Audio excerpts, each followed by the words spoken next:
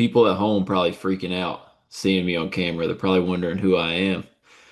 They're not used to producer JK on the lens, you know what I mean? But after a grueling 4.5 hours draft coverage, it is what it is. But we're not here to talk about that. We're here to talk about Paul Mbiya. Just did a video a couple days ago about him decommitting from NC State. Kind of out of the blue. I mean, he probably would have had a pretty solid role in the Will Wade Wolfpack system, but nonetheless, he decommits. And I saw some rumors that like it had something to do with his team thinking he could maybe get some more money than he originally got. Well, now he is going to be a Kansas Jayhawk. So very, very, very interesting here. I mean, I honestly think he's a physical specimen. I'm pretty sure, if I'm not mistaken, he becomes immediately the biggest guy on Kansas's roster. Like, Height wise or just in general? I think both. I know Bryson Tiller's like 6'10", but I'm pretty sure Embiid is like 6'10" and like big frame. He's 6'11", 7'8" wingspan.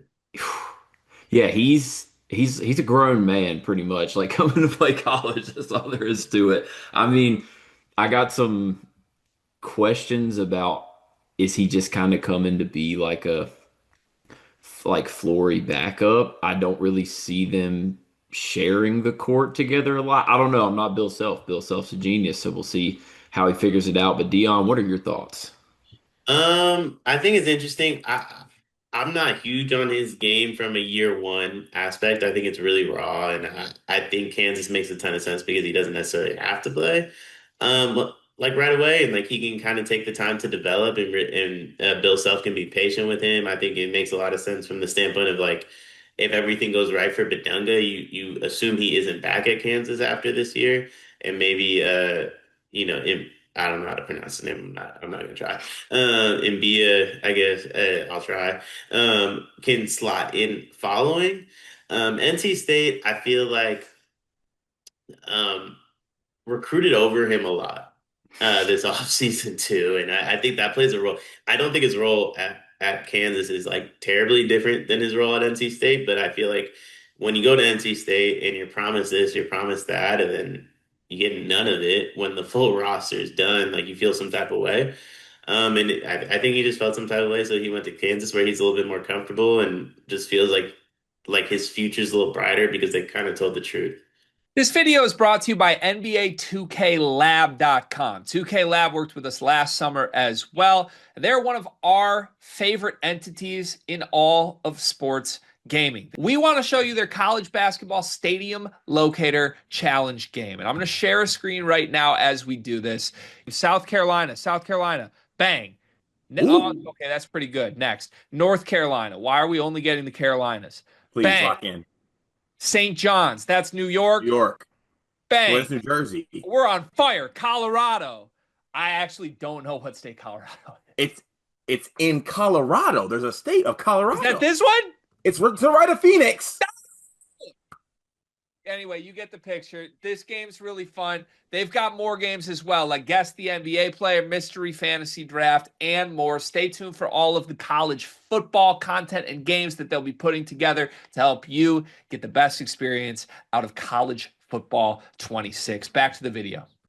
Yeah, it is going to be interesting though. I'm with you. I think it's more of like a multi-year type of thing, just because like I just don't really see unless he's like a 12 to 15 spot minutes a game kind of guy, because Flory is such a huge part of it, and I genuinely do not think they can play together. Like neither one of them can shoot. So I don't know, like there would be no spacing in Kansas. We've seen the last 2 years what Kansas without spacing looks like. So not the most promising thing ever. But I guess like closing, do you think it's more likely that he has no role, doesn't play at all, or that it's more likely he plays like spot minutes when Flory is on the bench? I think he plays spot minutes. I 6'11", 7'8" and a half wingspan, right? Like I think you have to get him on the court, at least in non-con to see what he can do. Now, if we get into conference play and in non-con in those spot minutes he didn't do anything,